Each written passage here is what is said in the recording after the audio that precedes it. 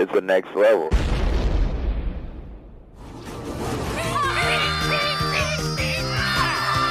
Oh, somebody better be bleeding, broken, or on fire. Whoa, Mom. Are you old Red Riding Hood? I'm a Sokovian fortune teller.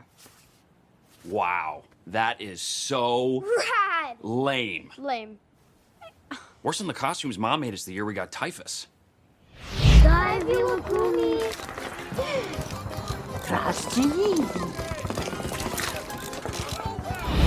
That's not exactly how I remember it. You probably suppressed a lot of the trauma.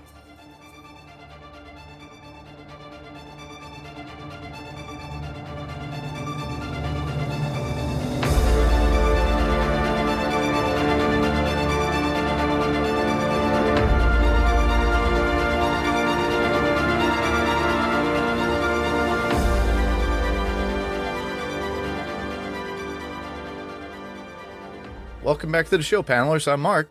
And I'm Ben. And this is going to be a spoiler-filled episode of Season 1, Episode 6 of WandaVision. And the episode that we're going to be covering is All New Halloween Spooktacular. So, obviously, Ben's here. Wait, did you say spoilerful? Spoilerful. Shit, because I didn't watch it yet. Ah, man. Which is really going to put a detriment on this conversation. Yeah, I know. Right? No, I've watched it. I was up until 3 a.m. to watch it. So. Yeah, I think we all were. So with that, the synopsis for this episode is an all-new Halloween Spooktacular. Disturbances on Halloween separate Wanda from Vision, who looks into an anomalous activity in Westview. So that's kind of vague, but there is so much going on in this episode, and Ben and I both know, and I'm pretty sure if you're listening to this, you're probably not spoiled because you actually watched the actual episode. I hope so. I hope so, too. I hope you've watched the episode, because one, if you're an MCU fan, why would you not have by now? Or not, I'll just wait till the end and just binge watch it. I mean, that's what, it's funny, like, there are shows that I like to just binge, Cobra Kai being one, I like to just push through it.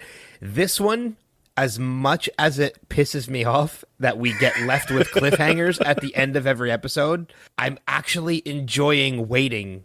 There's a part of me that actually likes having to wait a week to find out what's happening next. Yeah, same here.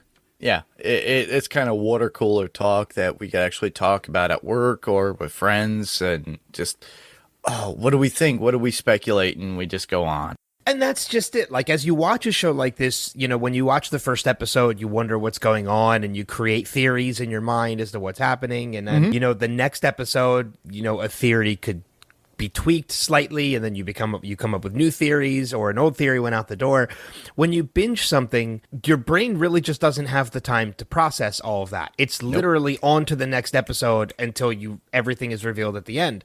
So with a show like this, I'm liking the week-to-week basis because it brings back that whole, okay, what is happening? Like, it makes you think more when you're watching a show like this that is throwing so much at you on a weekly basis. So, I mean, I had theories in episode 1 and 2 because they aired back to back, and then I developed new theories by the end of episode 3. Episode 4, I got excited for new theories as old theories went out the door. This week, I have, episode 5, yet again, threw us a zinger with Quicksilver appearing at the door. And now, with episode 6, I have a theory I've had since episode 1 is now being tweaked and changing. I have a whole new theory that's completely strange. So, and to anybody that knows us, like, we have conversations about this on the regular. Oh, yeah. But you and I haven't really, we talked in length about episode 5. Oh, yeah. We really haven't talked about episode 6 together. Yeah, not at all. And I think that's probably going to be best going forward until the end of the series, because it's going to, as much as we want to talk about it, I think you and I should probably not to keep these conversations interesting. talk about it at all in between. Correct. Because otherwise it just becomes repetitive. While it's new to everybody else, it's just like, oh, we already talked about this. Like, why are we talking about it again? Exactly. And for the listeners listening in, Ben's going to be on till the end. And he's going to be on till the end of WandaVision at this point. So hopefully we'll get another 3, maybe 4. Because there is that rumor. Yes. I don't know how much truth there is to it. There is a rumor out there that there's a potential secret 10th episode that's going to drop. I don't know. The only thing we know for sure is Kevin Feige has said that the next 3 will be hour-long episodes. Which will be amazing for the fact that even though this was only, 35 minutes at most, it really gave so much into the story of what's going on. Mm-hmm. And you really have to go deep dives into what's going on and how they're presenting the subject, how we're viewing Wanda, this whole world that she's created, and how everybody else that's on the outside is actually coming in and looking and viewing and actually getting involved at this point, because we already had Monica now we have somebody else. So, with that, we're going to move in and we're going to go into basically our first impressions of the episode. So, Ben, what was your first impression? So last week's episode, episode 5 was such a great episode that I honestly, there was a part of me, like, between everything that was revealed in the episode with Vision and then, with Evan Peters appearing at the end as that version of Quicksilver, there was honestly a part of me that was like, how are they going to top this? Like, this is already so amazing. Like, it was another episode. It's probably going to be a weekly occurrence at this point where I stayed up until 3 a.m. because I'm on the East Coast. Yeah. To watch the episode. And then it was so good that I was like, well, how am I supposed to sleep after that? This week, so, I went in with maybe kind of lower expectations because I was kind of like, well, how are they going to top last week? Yeah. And then I watched this week. I stayed up till 3 a.m., watched it again. And I don't know why I questioned the MCU's ability to out-top themselves. Yeah. Because this episode out-topped last week. There was, from the opening sequence until the end, I was completely engrossed and drawn in. Yep. And there is so much in this episode as far as Easter eggs and potential storyline. And I say potential storyline because that's what leads us into theories. That, it was almost an overload. Like, I don't know how they packed so much into 35 minutes. And that it took multiple viewings, and I still don't feel like I've absorbed it enough that I'm going to watch it again, even after this conversation. Yeah, well, there's so much that we could actually just deep dive in, even after multiple viewings, that we could actually get more out of. And then deep dive. And I hate being like the Riddler of everything, but, there's so many questions. and There's a ton of questions. Yeah, there is. And my overall view was I love the episode based on a whole, with the whole comic costumes and it being centered around Halloween. And we get the true Vision and Scarlet Witch costumes as we got from the comics. I just love how that Wanda puts a twist on it for both parts. Well, you hit the nail on the head too with it being Halloween. It's like, it's almost as if the writers' room were like, how can we put in over 100 Easter eggs into a 20-minute segment? Yeah. Oh, let's just make it Halloween. Exactly. Then we could just throw a ton of shit in the background. And we can market on this, too, by the way. Exactly. Well, and also then Pietro being the typical uncle that is a bad influence on the kids. So, the typical Uncle Jesse, but a little bit more humorous in that aspect. And then plus the fact that we get Vision trying to break out at the very end, and we see what the outcome that has. And I just love, we get a beginning, we get an end. It starts off as pretty kind of funny, but at the very end, it gets very dramatic and very dark. And what's what's funny too is I don't know if I heard it from you or have heard it in multiple, in other places, but you mentioned, Pietro coming in as the Uncle Jesse of the episode. I didn't get that. I never once thought Uncle Jesse, because Uncle Jesse was not a freeloader. No, he wasn't. Uncle Jesse, paid his way. He lived in the attic. Like he was a part of the family, but he paid his way. He was a viable member. Quicksilver in this episode is a total freeloader. He's sleeping on the couch. He's a bad influence to the kids. So I don't get the Uncle Jesse reference. I think it had to do with the leather jacket in the very beginning when we first saw him in episode 5. So more of the rock star look. The rock star look, exactly. Which is what Jesse represented. Okay. Yeah. I can see it that way. That was the only aspect, but then he became completely different to even the character that Aaron Taylor Johnson did in Age of Ultron. He had a little bit of humor, Aaron Taylor, but with Evan Peters, it's kind of different completely. So this is a character that we do not know from either the MCU, Fox, or even within the MCU movies that we saw. So there's something that's not right there. And yeah, I'm going to have to wait until we actually start discussing, because there is something that's really throwing me about this version about something that happens, and it's in my top 5. So I'll wait till we get to that point, because it really, I don't want to say it throws a wrench in one of my theories, but it really shakes it up a little bit. So I don't know. And again, that's one of the reasons why I'm loving this show, is because one episode, I will be dead set that this is what it is. This is what's happening. I know it in my heart. And then by the end of the next episode, I'm like, son of a bitch. It wasn't that at all. I don't know what I'm talking about. Now I think it is absolutely this. Now it's not this anymore. Like, what is happening? Yeah, well, and I love it. They love it. To twist everything, even from the comics to the MCU. They kind of mishmash and they kind of create their own, which is pretty cool. Kind of similar to The Walking Dead at certain points, because they've gone way beyond that at that point. And, in The Walking Dead, you have people that were dead that are still in the show. And with this, they're changing out the course of events within said comics. I mentioned House of M. Jason brought up another Vision particular short story or 12-part issue series that came out in Marvel, where it was all Vision's world, where he had his own cybernetic family.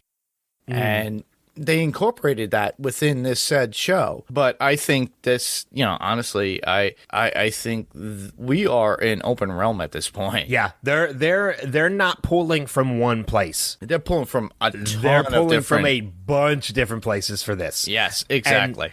And it's all coming together so well that it's just, I can't, as much as I say I love this being a weekly show, and like I get pissed that I have to wait a week. Well, that's the benefit behind this, I think, is for the fact that we do get a weekly show.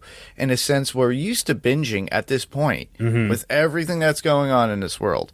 We're used to getting everything dropped down at one time, and we could just binge watch it. Now we have to do this week per week. And it's amazing. I just love the idea. The fact that you have to wait, but the half hour long, I'm like, oh, you're making. I need more. Yeah, I need more. Exactly. Yeah. I want at least an hour at least. That's why I'm excited that the next 3 episodes are going to be an hour. Yeah, it made me. It's like I know I do this when I work in retail services and I come to a house and somebody threw their Wii controller through their TV. Yeah, that's pretty much the attitude that a lot of people have. It's like, I need to have this now. Yeah. But we don't get it. But the thing is that we're given a lot of stuff within even a half hour. So they thought it through, I think, with the screenplay, the scripts, and everything, and how they were going to present it. And this one I was looking forward to mostly because it was a Halloween episode, so I really enjoyed it. And what I love about it too, what makes it even cooler is that, everything that we talk about in this episode, in this episode of Panels to Pixels, about this episode 6 of WandaVision, half of it will be meaningless. Yeah. When we talk about episode 7 next week. Exactly. It will be meaningless. Yeah, because there'll be other things that are involved within said episodes. Yeah. Or that episode itself. And half the theories that we come up with this week will be shot down and thrown out next week. And I love it. I love it so much. Oh, well, with that, we should get into our top 5s at least. If we have to. Yes, we need to. Where is he? Where's your dad?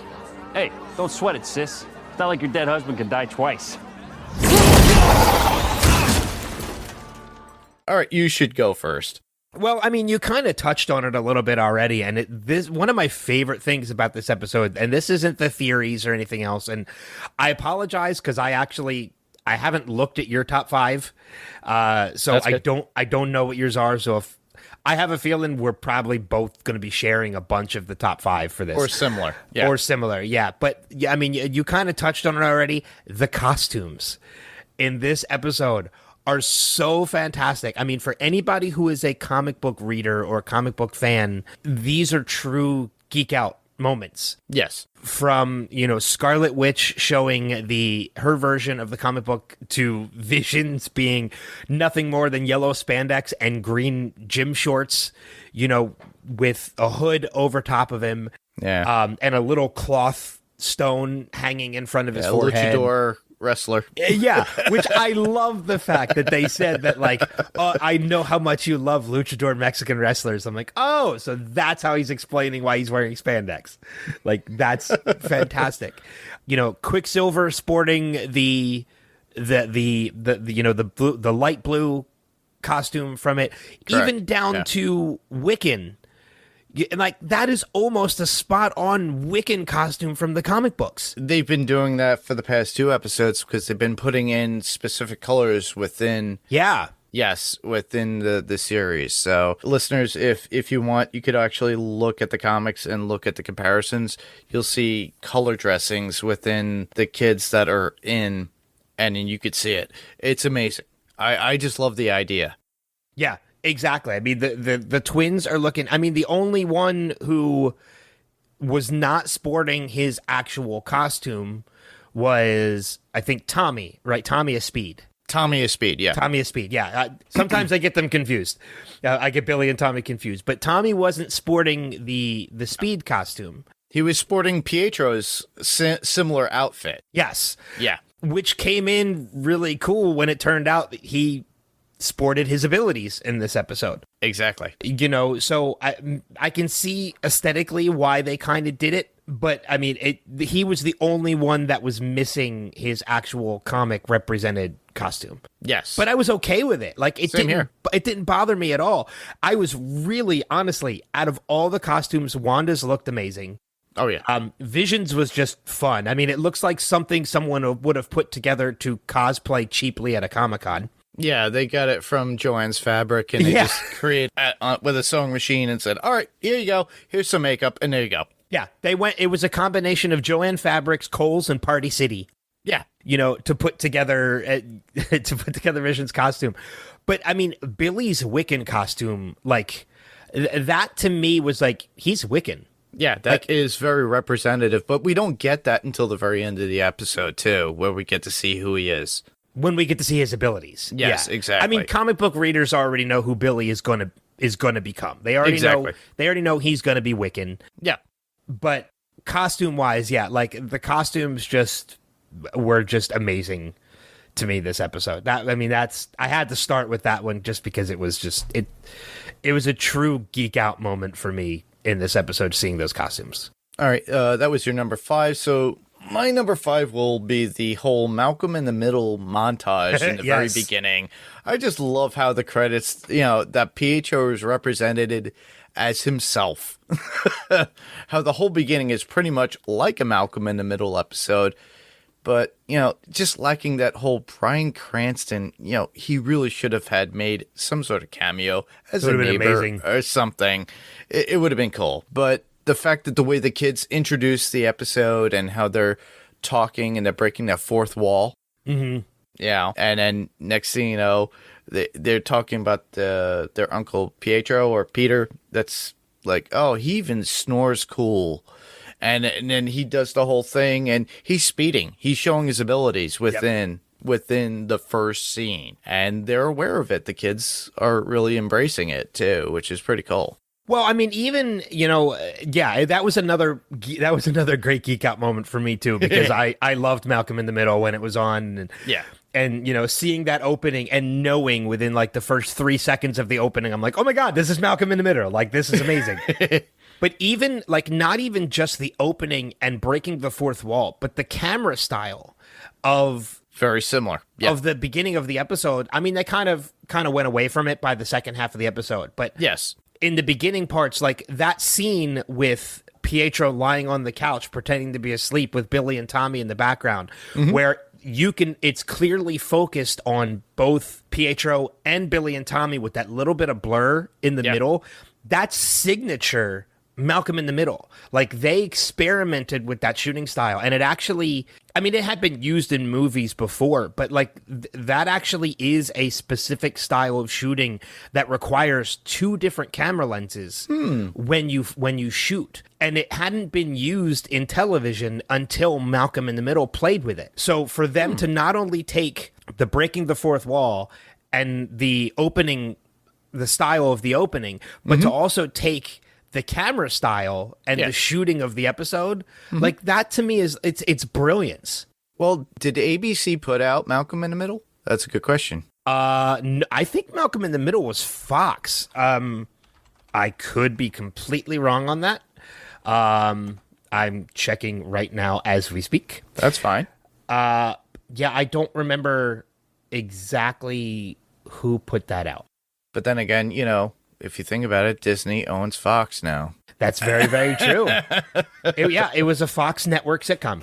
Okay, so they could always take and just have these guys analyze it.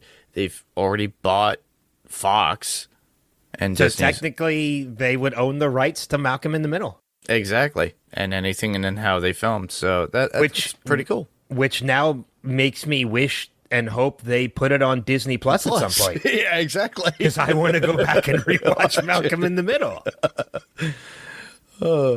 Yeah, I didn't realize that. It's a good point. With it being a Fox sitcom, Disney now owns the rights to it. So yeah, they were able to use that opening and hopefully drop it on Disney Plus at some point. That would be amazing. I would love to do that. Just binge watch Malcolm in the Middle. Maybe that was part of the point, was like, hey, let's remind people of Malcolm in the Middle, get their hopes up for it, and once WandaVision is over within a month or two, we're going to drop it on Disney Plus. Exactly. That'd be cool. So you're number 4? All right, so going on to my number 4. See, I have a top 5, but I don't have them in any particular order. That's fine. Actually, I have one that is definitely my number 1, so we're going to hold on to that. My number 4... she doesn't appear in this episode very much, but I want to talk about Agnes a little bit. Yeah. I think we've got further confirmation in this episode that Agnes is Agatha.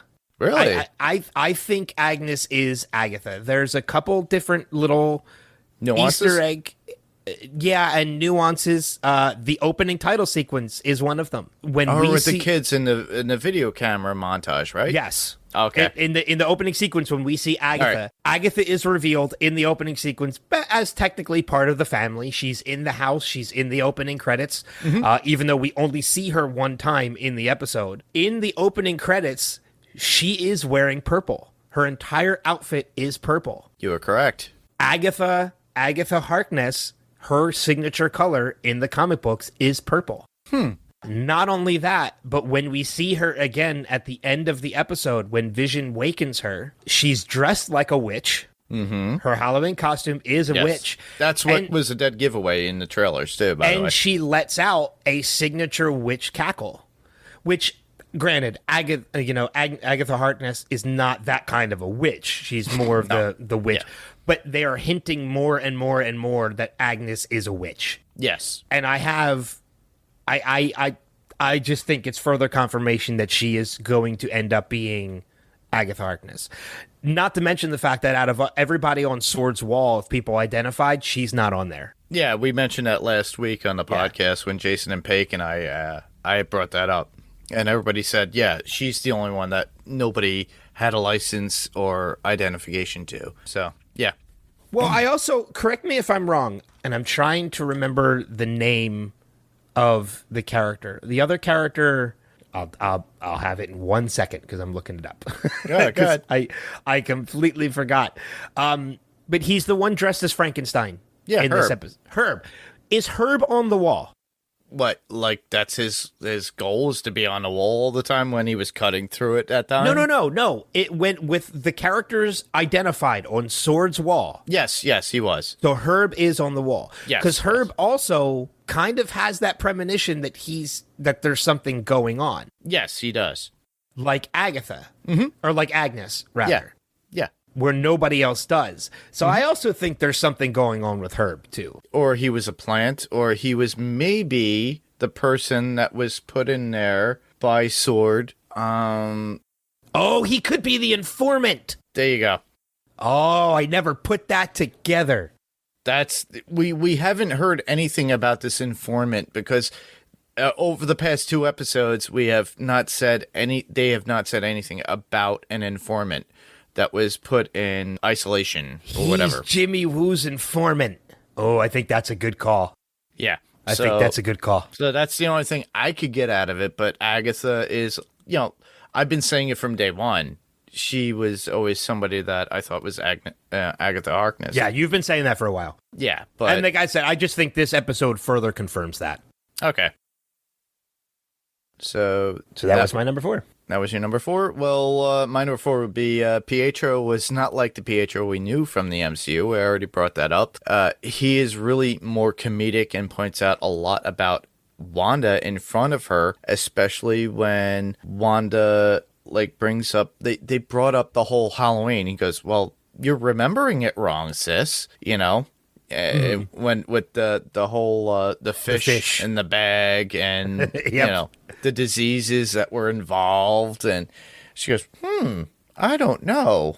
It's like, okay, something's wrong there. It's like either that's repressed feelings from her and somebody knows something and is going deep diving into her brain, or it's one of those where somebody's just pulling at something that they know from the culture of Sokovia. Did you happen to notice another Easter egg in that scene with the flashback to when they were kids? No, I only remember them how they were dressed. Yeah, and that's the Easter egg. Did you notice who they were dressed as? No, I didn't get that. Black Widow and Nick Fury. Ooh. Pietro is literally wearing a black overcoat with an eye patch. Oh, that was a good one. But I mean, it kind of dives into when Wanda has that memory, she's imagining herself and her brother as 2 people that she knows. Exactly. She knows Fury and she knows Black Widow. That is true. So yeah, I mean, her and Pietro as kids are dressed as Black Widow and Nick Fury. So it's tying into the outside world again. It is. Her mind is warped at this point. From what we could tell. Yeah. Wow. Yeah. It's again, there are so many Easter eggs in this episode that it's tough to find them all. Oh yeah. And your number 3? So my number 3, you brought up Pietro, so I might as well dive into that one. For my number 3, I want to talk a little bit about that conversation between Wanda and Pietro when they're sitting on the hay bales in the center of town. Mm-hmm. This is another kind of breaking the fourth wall moment, but not in the sense of looking at the camera and speaking. They're talking about what is happening around them in the sense of realistically. Yeah, within their world. Within their world. Yeah. Pietro is talking to Wanda saying I understand what you're doing here, why you're doing this. Where were all these kids, before? Where were you hiding all these kids before? Which ties into last week's episode. Yes. With, Wanda, where Vision actually accosts her and tells her, hey, where are the children? Where are all the children? We only the park see is our empty. kids. The park is empty. Yeah. So now this comes to fruition. And now there are kids everywhere because Vision kind of called her out on it. But one of the things that really throws me in this episode is the fact that last week we saw that Wanda had the vision. Was it last week or 2? No, it was 2 episodes ago. It was episode 4. When she turns around and she sees Vision, but she sees dead Vision. She sees the stone ripped out of his forehead, correct, purple and dead. That she's recalling something from her memory in seeing Vision that way. Reality. Yep. This week the same thing happens again. She turns with and Pietro. she sees Pietro with the gunshot wounds. Yep. She never saw Pietro. No, shot. she didn't. So where is this vision coming from? Because she never saw Pietro shot. She never saw his body. All she did was feel it. So how is she able to turn to him and she's getting this vision of Pietro dead when she never saw it? It's her feelings being represented within a vision, I think. Not to point upon to it. But regardless, I think she felt it back then, but whoever is being the puppet master at this point is doing this to her. And I think So you still think there's a puppet master? I still think there's somebody slightly behind the scenes. Yeah, I don't... I'm still thinking that we're edging up to Doctor Strange and the Multiverse of Madness. And we are. We definitely are. And I'm not thinking it's Mephisto anymore. I'm thinking it's Nightmare. That could be interesting. I mean, I definitely do think there's an influence outside of Wanda. I don't know if it's necessarily a puppet master. I think it's somebody who kind of led Wanda to like kind of pushed Wanda in a direction to do what she's doing. I don't think it's somebody forcing her to do it. I think it's somebody who kind of influenced her to do it. Subconsciously influencing her. And now she's doing it on her own. And then now she's being more aware of her subconscious at this point. Yes. Yes. So, but it's interesting, that Quicksilver, this version of Quicksilver, whether it's somebody else or, pretending to be Quicksilver, or this really is a manifestation of Quicksilver that she created, he's able to know that this isn't real. Like, he himself knows this isn't real. He knows this is a creation. Is this your Doctor Strange idea and thought? So I do have that. That is my theory for the listeners out there, because I haven't been on to talk about it. There's the theory, there's multiple theories as to who Quicksilver is. There's the theory that Quicksilver is the Quicksilver from the X-Men universe, like he actually is Quicksilver. There's the theory that Quicksilver is actually Mephisto in, taking the form of Quicksilver.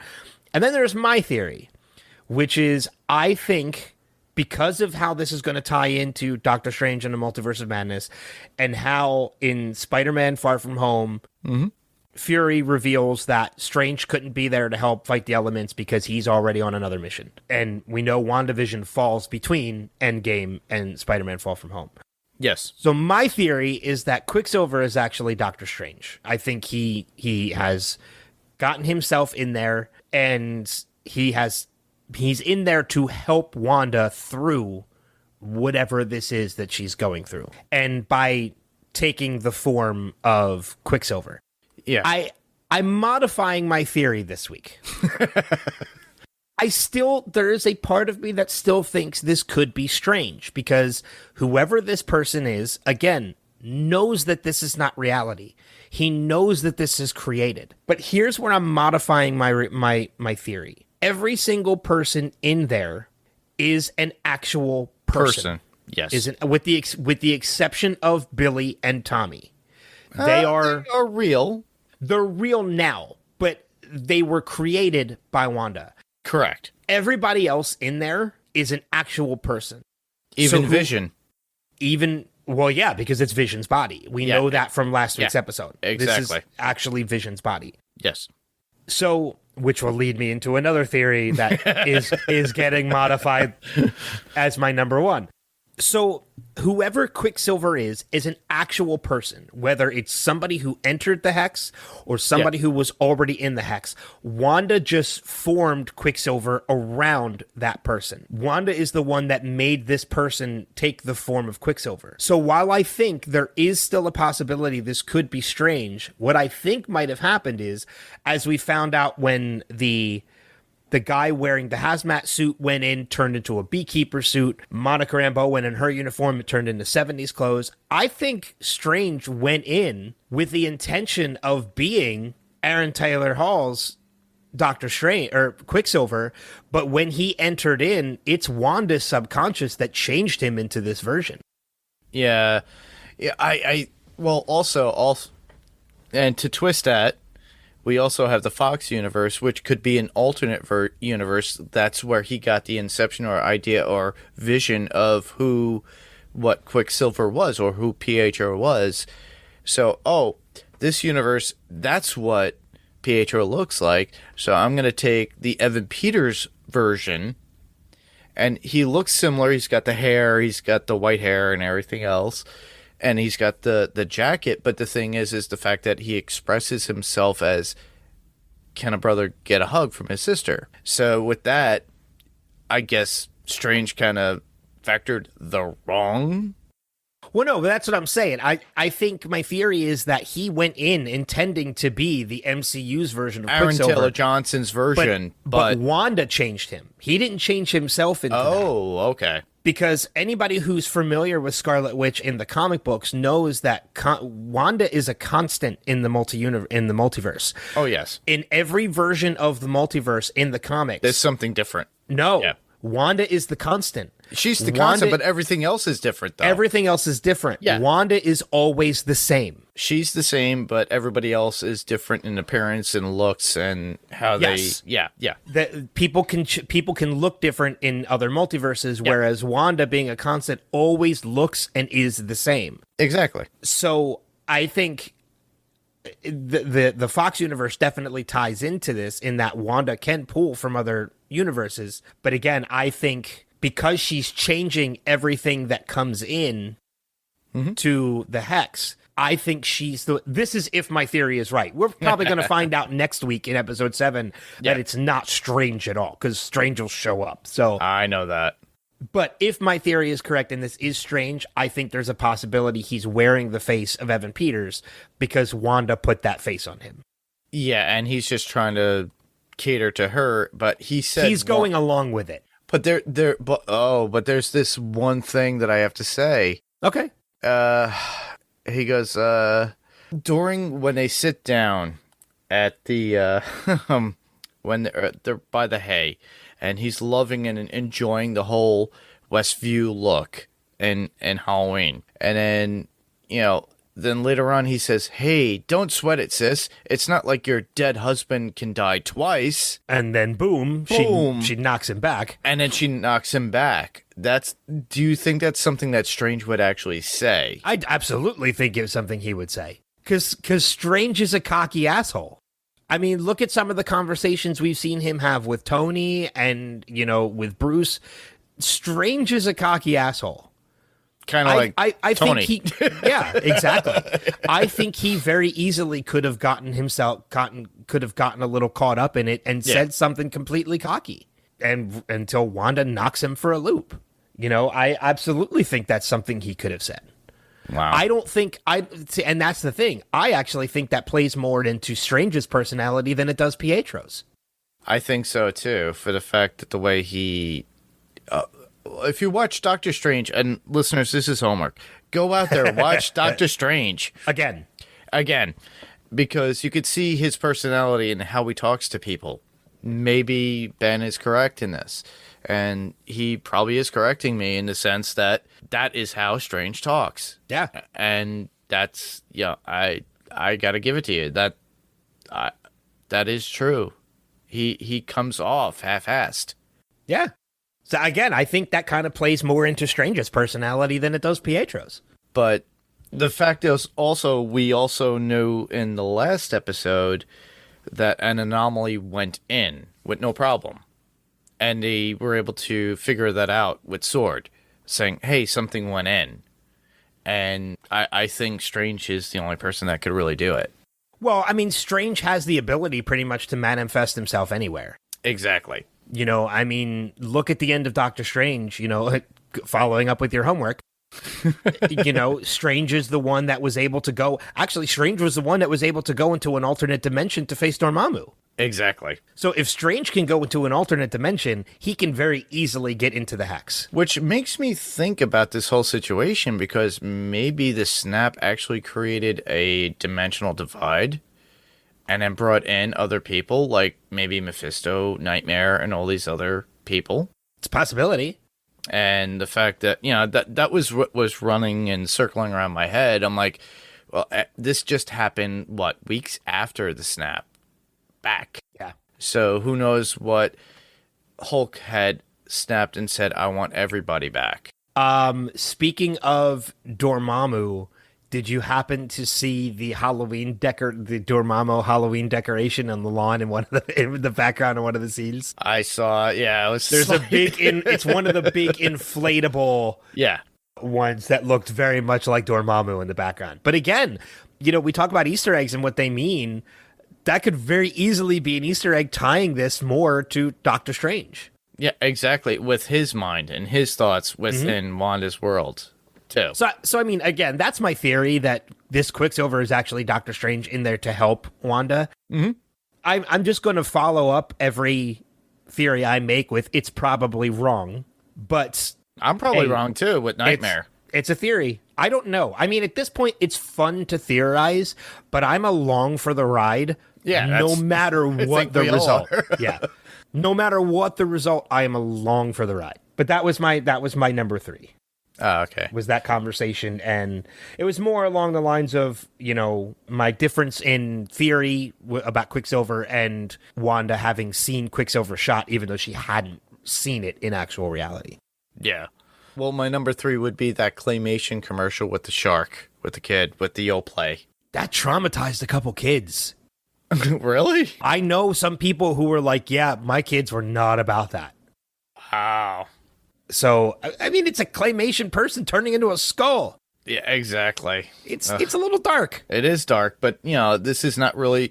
I think the show has gotten to the point where it was meant for family. Now it's more for adults. But that's just my thought. But the kid has to be Wanda and what she is going through. The shark has a voice, but I'm not sure if it's Evan Peters' voice.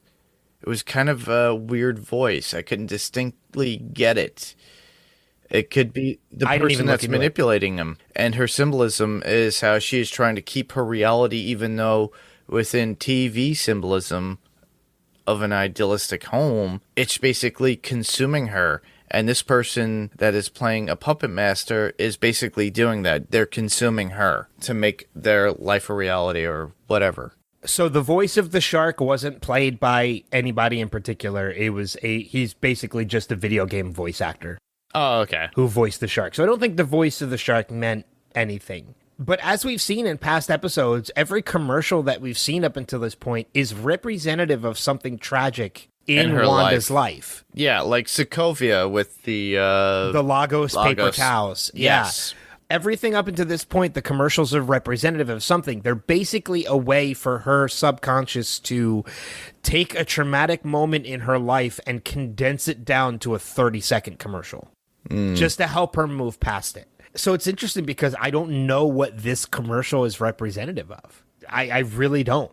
I mean, could it be a representation of Vision's death? Could it be the Soul Stone? I don't know what it could be.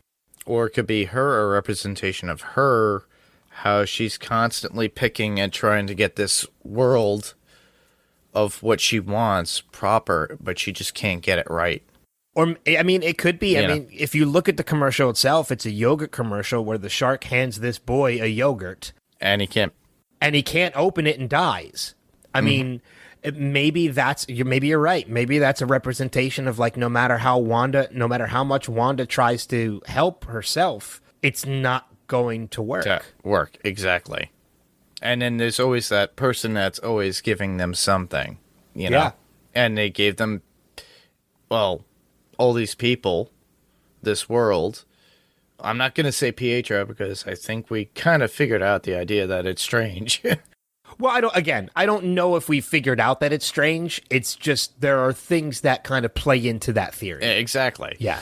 But, it's like she's being handed some sort of happiness at certain points, but she's still grasping. She's still clawing for whatever she needs. Yeah, you're right. I mean, you're absolutely right. That yogurt could be happiness. I mean, it's being handed to her, and no matter how much she wants it, she still can't accept it. Exactly. And she can't open it herself. Yeah. Herself. Yeah, Think about it. Herself. Yeah. So. That's a good representation. I didn't really put that spin on it. All right, your that. number 2? I want to talk about Haywood. Because Haywood's a dick. Yeah, he is. I'm really honestly starting to think there's something really going on with Haywood. Is he a Skrull? So that is a theory that I have. I do. Okay. Let me Did I pick your brain? No, let me take that back. That is a theory that I had Okay. up until this week. Okay. Last week, I believed that there was a possibility Hayward could have been a Skrull. We know that Fury is working with the Skrulls now. Yeah. So, he's off planet with Sword right now. Haywood is kind of the Earth version of it. And there's a possibility he very much could still be a Skrull. But there is definitely something deeper going on with this character. When he's talking to Monica about the snap, and you don't realize what we had to go through, to make Earth continue on after this happened. Something happened to him during the snap. Yes. He lost somebody, or he lost multiple people. He mentions something that in happened. his speech. Yeah. Yeah. But here's the interesting thing that I dug up in my rewatch of this, because there's a particular scene I paid a lot of extra special attention to, and it was with Monica, Darcy, and Jimmy after they've already been kicked out. We saw last week the footage of Wanda going in and taking Vision's body. Mm-hmm. We also found out this week that Sword was the one who had Vision's body. Correct. And had it apart. Mm-hmm. Then in this episode, we see that Hayward is not following Wanda in the Hex. He's tracking Vision. He doesn't give a shit about Wanda. He's tracking looking for Vision. Sentinels? No, he wants Vision back because Vision was intentionally supposed to be a controlled weapon from Sword. Ah. Without Vision being sentient, they would be able to control him. True. So that's what he was. He was a weapon that Sword was building for their own use. Wanda came in, took it into the Hex, and now Hayward is following Vision because he wants Vision back. Sword is not there to get Vision, or to get Wanda. They get Vision. That was made evident last week when he was willing to take Wanda out with a missile. He's there for Vision.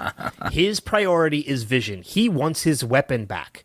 It's also why at the end of the episode, when we see Vision falling to pieces trying to escape the Hex, he's not concerned. He doesn't give a shit about Vision being alive. He doesn't want Vision to be alive. No. And what really hit the nail on the head when it comes to this is when you look at the files that Darcy digs up, the one file that she finds is called Operation Cataract. Cataract is a membrane over the eye that subvents vision. Correct, yes. Wow. That's why the name of that operation was Cataract. It was to control vision. So there's something deeper going on with Hayward here. He is there for a purpose. It's Vision. It's not Wanda. And I think in some ways that kind of makes him a villain to this story. A bit. Yeah. Also a secondary villain. But the secondary villain, yeah. Yeah, if you think about it, too, what does Sword represent in the MCU? Sentient weapons. Exactly. Yeah. So they're going to wind up trying to take control of this sentient weapon. Mm-hmm. And I think with what Jason and Pate and I spoke about last week, Jason brought it up and just bringing it up, that Vision is a sentient weapon. Mm-hmm. So they're going to wind up trying to control him, like you're stating. Yeah. A lot of people had these theories of, it's going to be going to have the Sentinels. We're not going to have Bolivar Trask come in at any given time at this point. Not anytime soon. Not anytime soon. But the thing is also that we're just concentrating on what's going on now and what's going on with Vision and her and everything else. My question is, the whole thing with Spider-Man Far From Home and him coming back and J. Jonah Jameson, is that something that's a ripple effect within the multiverse, you think? You mean could the ending of Far From Home be caused because of everything that's happening in WandaVision? Correct. I don't really see how that plays into multiverse, though, because that was something that Electro released to J. Jonah Jameson. I don't know how that ties into multiverse at all. Not Electro. Mysterio. Sorry, Mysterio. Yeah. Yeah. But I don't see how that ties into multiverse. I'm just curious because we never heard or ever heard of J. Jonah Jameson, even in the Spider-Man. Oh, you mean J. Jonah Jameson himself being there? Yeah. It's a possibility. Maybe J. Jonah Jameson is another multiverse constant. Hopefully. I mean, maybe he did come from another universe and that's why he was in there, or, you know, I thought at the time it was just something the producers did to kind of throw, you know, a little fun thing in there for the fans. But maybe you're right. Maybe it does tie into the multiverse. You did your number 2, right? Yep. My number 2, well, we already talked about this. Pietro's talked to Wanda about him being there and Wanda asking about his accent. You know, he states all that he remembers is that he was shot and that he heard her screaming his name. And I think that's a very interesting topic for the fact that maybe these are things that are in her memories that whoever is involved is going through. Yeah, it's again, it plays into my Quicksilver is strange theory, but again, I'm probably wrong. Yeah. We shall see. And your number 1?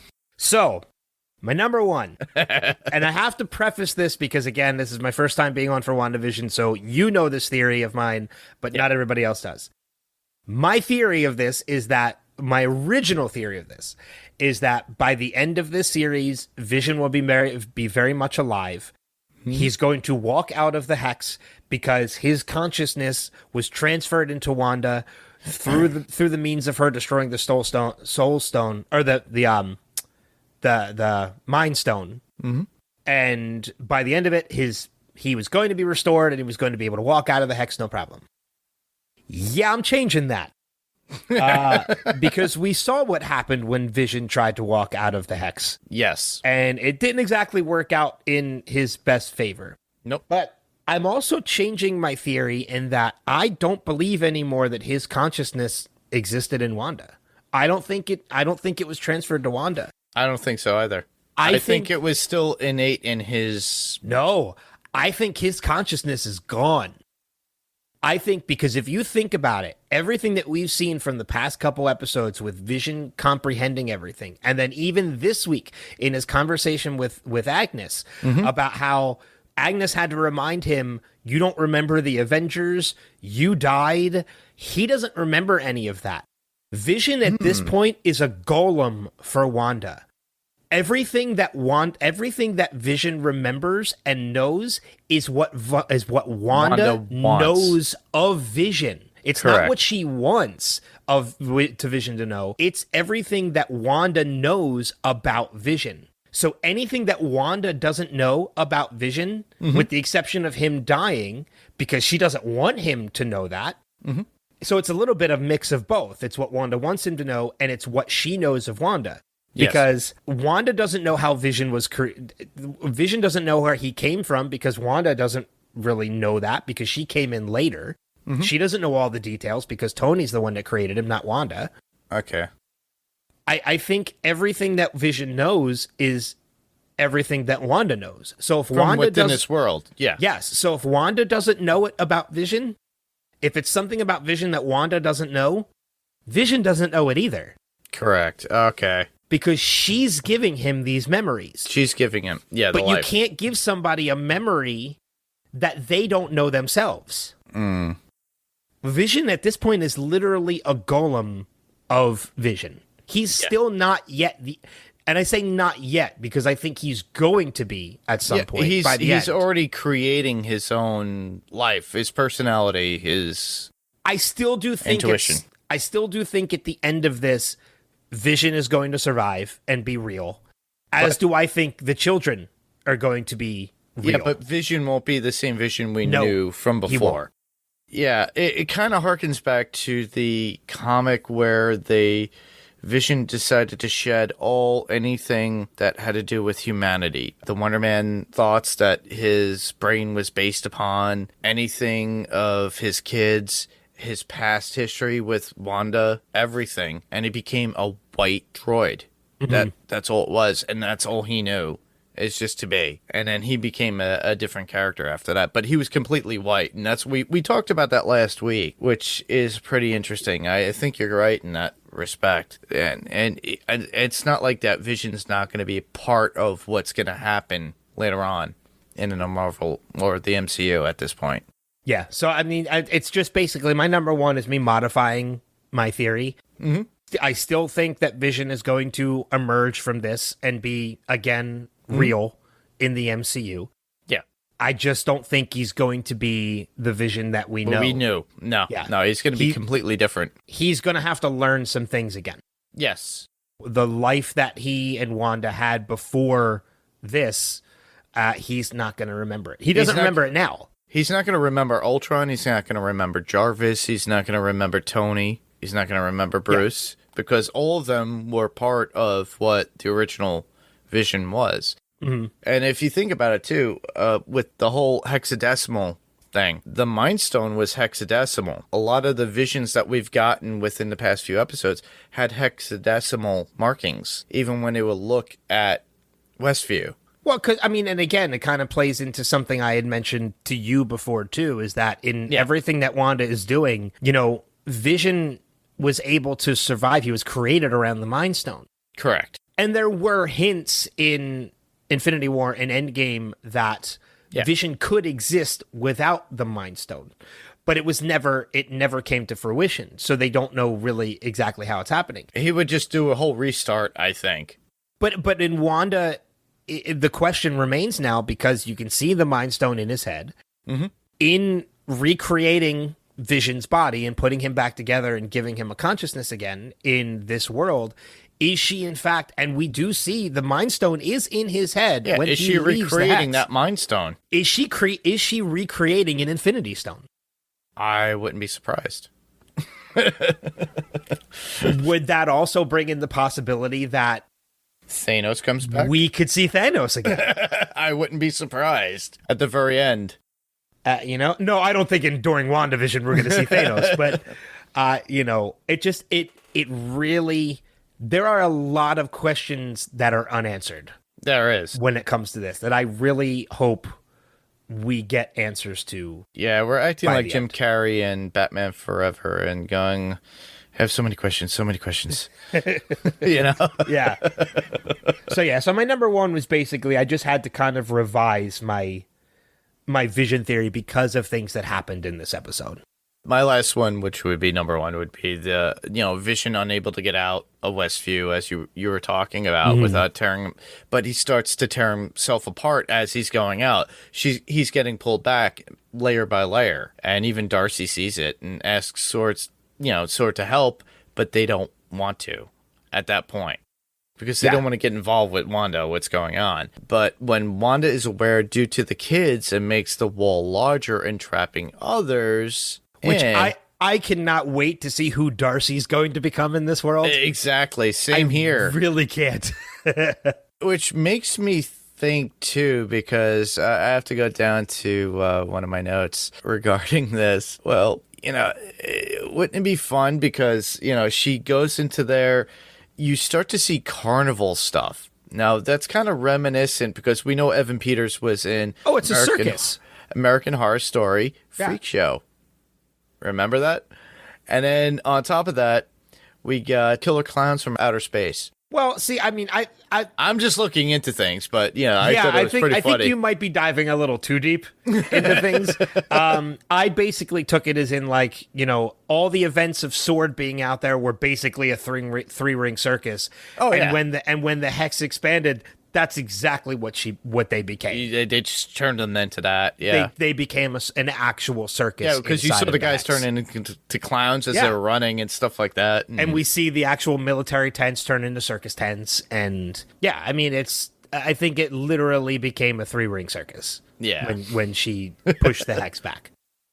But again, I'm really interested to see who Darcy's going to become. Oh, same here. Well, the question is does she have her consciousness like Monica did? Because when Monica asked about Ultron. Well, see, I don't think Monica had her consciousness the whole time, did she? I think she eventually developed it. I think she did, and I think that's where we're going to eventually get to that point where Vision speaks to Darcy. Oh, but then again, maybe she did have it the whole time, and she was just playing into it, very similar to whoever Pietro is right now, because the beekeeper, he knew who he was the whole time. So he just climbed out of the sewer, and Wanda just said no and made him disappear, which we still don't know what the hell happened to that guy. He's probably erased from existence at this point. At this point, yeah. Yeah. So that's interesting. The way the episode ended was kind of like, okay, what's going to happen now? But it did give me a new theory. Yeah. Do you want me to go into it now? All right. Go. Good. So we know how we talked about it a little earlier, how WandaVision is pulling from a bunch of different places. And we know how in House of M, Wanda basically erases mutants from existence, which I don't know if you noticed it or not, and I don't know if it's in your notes. Correct. Did you happen to notice the tattoo on Evan Peters' arm in one of the scenes? No, I did not. It looks like it says mom, but there are some people saying that the first M is kind of covered, and it could actually be an H. So it's HOM, House of M. That's it. That's an ongoing theory right now. But here's my theory, and this is the really, really off the wall theory that is probably wrong. When you talk about House of M, some people are saying like this could be a reverse House of M, that Wanda is going to create mutants rather than create mutants. So we saw that the Hex was able to grow because Wanda can make it bigger. And we saw people getting drawn into it. And we've seen what happens through Monica. What happens if you enter and re-enter the Hex more than one time? You get more. Your DNA changes. Your DNA rewrites. And we know that Monica is eventually going to become Photon. I don't think they're hiding that at this point. This is how Monica's going to get. They're not. What if, by the end of this series, this Hex engulfs the planet and it creates mutants because it rewrites DNA of people? Yeah, but then everybody would be mutants. Not everybody, at this point. Because not everybody's DNA is rewritten.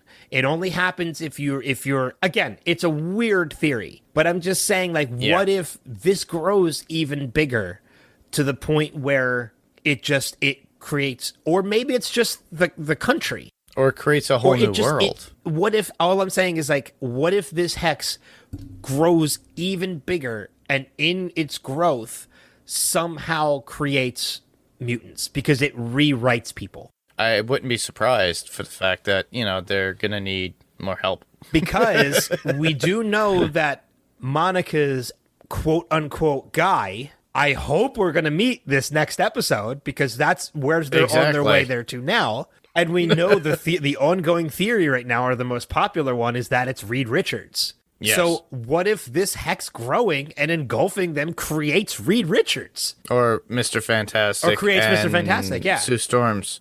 Yeah, Sue Storm. Or he could already be, or this could just be an introduction to Reed, and then in the Fantastic Four movie, they're going to become the Fantastic Four.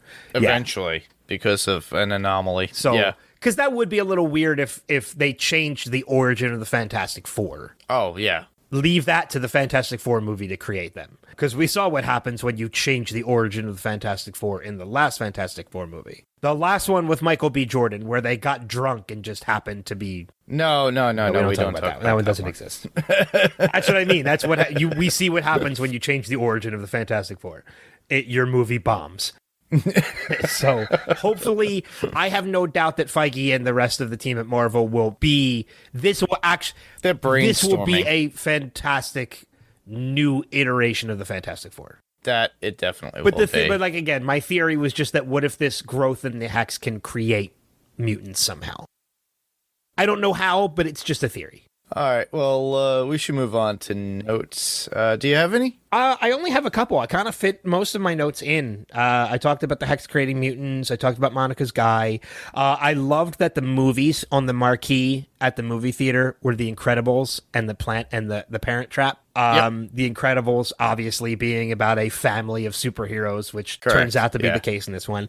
Parent Trap, interesting because Wanda is a parent. Twins. Well, the twins, but also Monica is a parent, and her rest of her family is trapped in the Hex. Ah. The only other note I have is just the fun little homage to Aaron Taylor Johnson and Evan Peters both being in Kick-Ass together. After Evan Peters walks away and Wanda says, like, Kick-Ass, like, to them running away. And they both say it, actually, at a certain point, too, yeah. Oh, and I'm sorry, one more I just thought of. I love the Easter egg of when the kids run off when they're walking through town. And the kids run off, and Evan and Quicksilver, Pietro yells to them, like, I'm paraphrasing, but be careful, my spawns of hell, or... Oh, that's in my I'll leave it to you then. But yeah, that's another one of my final notes. But that's it for me. Well, the only notes that I would have after implementing into what we were talking about, which be one which is a quote, but makes me laugh every time I hear it. Which one of you is the sassy best friend? And that's comment from Hayworth regarding Monica and Darcy, and when they talk about the missile. And that's like a whole Two Broke Girls thing. Well, and it's also kind of the role that Agnes plays in the entire thing. She's the sassy best friend of Wanda. Yeah.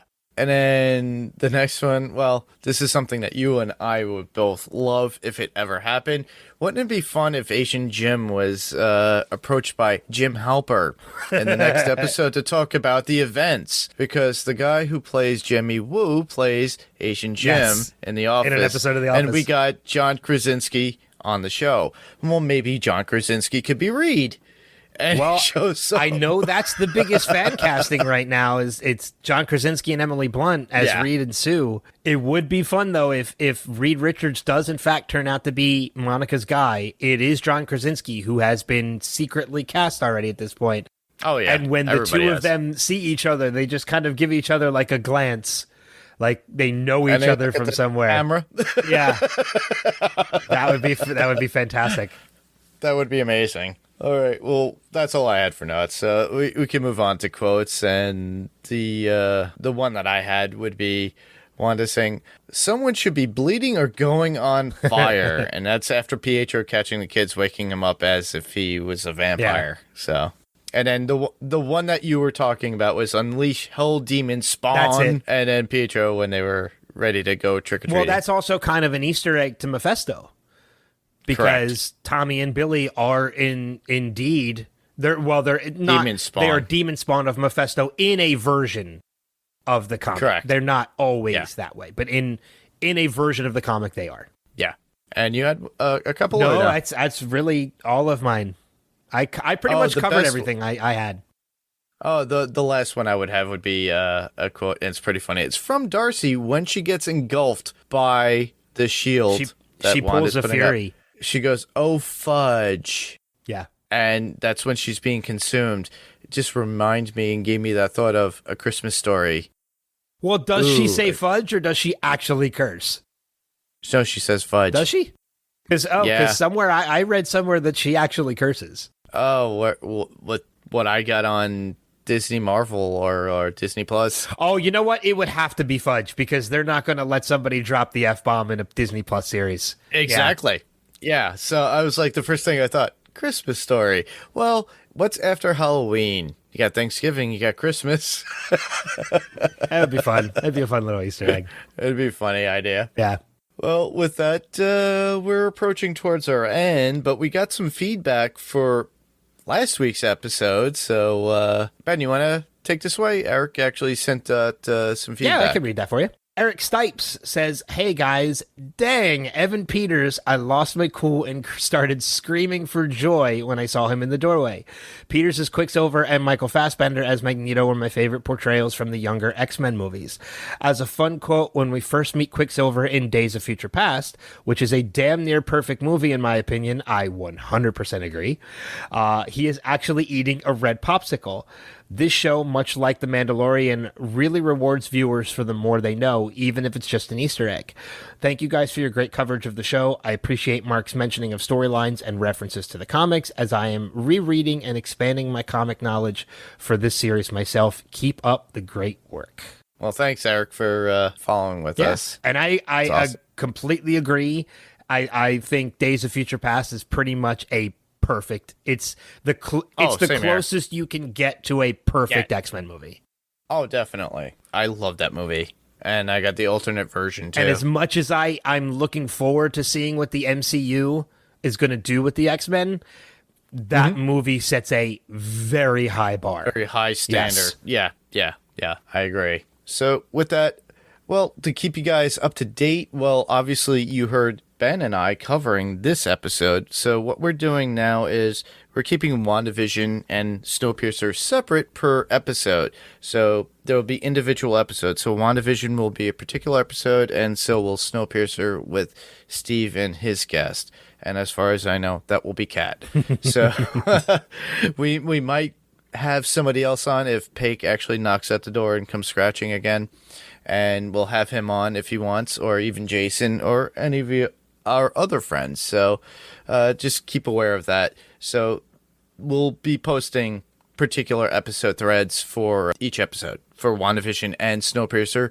So send the comments below in Facebook when you do see the image of the particular episode we're covering.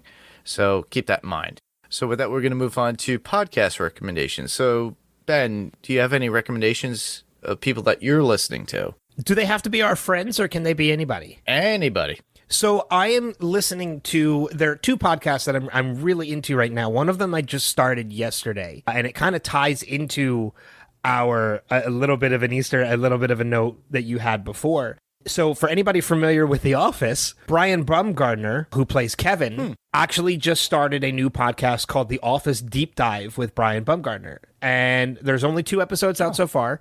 The first one was with Greg Daniels, who is the creator of The Office. And the second episode is his first part with Rainn Wilson, who played Dwight. Again, I'm just started. It's only 2 episodes. I listened to the first one with Greg Daniels, and this is not the Kevin that you know from The Office. Like, he doesn't like, you've listened, you're like, this sounds nothing like Kevin. And that's obviously because Brian Baumgartner is just a great actor, and he plays an oaf really well. And he's not really that way. Yeah. But like, they reveal stories that even diehard Office fans like myself have never heard before. So if you're an Office fan, my recommendation for you is the deep dive, the Office Deep Dive with Brian Baumgartner. The other podcast I would recommend that I have been listening to since it started is literally with Rob Lowe. I am loving this podcast. Rob Lowe is such a fantastic conversationalist, and you can tell he's legitimately loving doing this podcast. I mean, and he's had people like Chris Pratt, Keegan-Michael Key, Gwyneth Paltrow, Mike Myers, Dana Carvey, Nick Offerman, Caitlyn Jenner, Alec Baldwin, Michael Strahan. He's had a ton of people on this podcast, and every one of them is fantastic. So those would be my 2 podcast recommendations for this week. Well, with me, you could check out Run for Your Lives with Daphne and Paik on the Pirate Core Entertainment Network with their coverage of monster movies and disaster movies. Right now, they're going to be covering a top 25 of their monster movies, so check that out if you can. Leave a thought or an opinion of their podcast if you've listened to them, and then just leave a comment, and they'll get them out there. The next one up would be Field to Scream with Alex Baelish, and he covers sports movies. All those cool movies about sports with humor, commentary, and everything we like about those sports movies. I was actually just on an episode of that podcast. We talked about Little Giants. Awesome. It was great. Cool. So check that out. Ben's on Field to Screen with Alex, so you could hear him talk about Little Giants. Yeah. Awesome. And, well, to submit your feedback, well, we could be heard on Spotify, Google Play, Apple Podcasts, or whatever podcast player of choice you use. If there's a rating there, please give us a rating or review, or if one of those platforms has one, please do so if you can. And you can check out our new website, or it's actually old, Panels to Pixels podcast, which will redirect you to our Facebook page, which would be facebook.com/panels to pixels. Every week we post what we're going to be covering every week. So obviously within every week, you're going to see a WandaVision and a Snowpiercer until they end. So with that, please leave your comments below. They'll be read. If you want, you could always send an email, a regular email, to panels2pixels1@gmail.com. And that's panels, 2 is spelled T-O, pixels, and the number 1@gmail.com. With that, you could record your voice and send it through the email as an attachment. And then we'll play it on the show, and we'll comment on it as well. So once you do that, we'll have it. So if you could do that, Steve does it all the time with everybody else when he sends out commentary. So that's where else you could hear Steve, by the way. You could hear him sending out feedback to everybody else's podcast. So he loves, sending in feedback to you, Ben, on Lost We Have to Go Back Revisited. And Strange Indeed with me and Rima right now. Yeah, Strange Indeed. And as well as House Podcastica. So you could hear Steve in those venues as well, not just Panels to Pixels. So we could be found on YouTube, and you can find us on YouTube by just searching Panels to Pixels Podcast. Just give us a thumbs up if you like the episode, or if you really like what we're doing, just subscribe to us, and you'll get notified. So next week we'll be actually covering WandaVision episode 7. So with that, we'll leave a post in Facebook, and then you could just leave a comment below whenever that happens. So where else can listeners hear us? Well, Ben, where can you So be as I mentioned, Strange, I'm currently on Strange Indeed right now, covering The Stand with Rima Joe, which is a podcast. This week is actually the final episode of The Stand, so I don't know where Strange Indeed is going after this. Rima Joe would know. So, you can still subscribe to Strange Indeed because they're always covering new stuff. And you mentioned We Have to Go Back Lost Revisited, which is my podcast with our friend Kristen that I do every week covering episodes of Lost as we're revisiting the series. And then I promise it's coming soon, my Wilhelm podcast. I was ready to launch, and then I put the post out there for people to request to be a guest. And the requests were so overwhelmingly positive that I had like 25, 30 plus people request to be a guest. So now it's become a logistical nightmare to figure out who's going to be on what episodes and schedule them all. So I was ready to launch, and then that happened, which, I mean, it's a good problem to have. So it is. Because you have somebody I have every almost week. a year, if not more, of episodes already ready to go, and I haven't started recording any of them yet. So I promise it's coming soon. Hopefully, by the time you and I are done with our coverage of WandaVision over the next 3 weeks, I'll finally be launching. But I want to encourage people to start following that. Facebook.com/The Wilhelm Podcast is where you can like that page. Twitter and Instagram at The Wilhelm Pod. And then, of course, the email for that, if you have any movies you want to hear covered or whatever, the Wilhelm Podcast at gmail.com. Awesome. Well, I can be heard here on Panels to Pixels as always, as well as sending out voicemails when possible to my friends that do podcasts. I can also be heard on Adrenaline Cinema Podcast and the Pirate Core Entertainment Network. So you could check me out there as well. Next week's episode, obviously True Lies was sent out this week. I already listened to it. It's a good episode. So next week's will be John Wick 2, and I'm hoping, Ben, that you could be on for the following week when we cover what? Either The Rock or Face Off. Either one. You choose. You know what? If I'm gonna, if I have to choose right here and now, let's go with The Rock. All right, let's do that. So you heard it here first.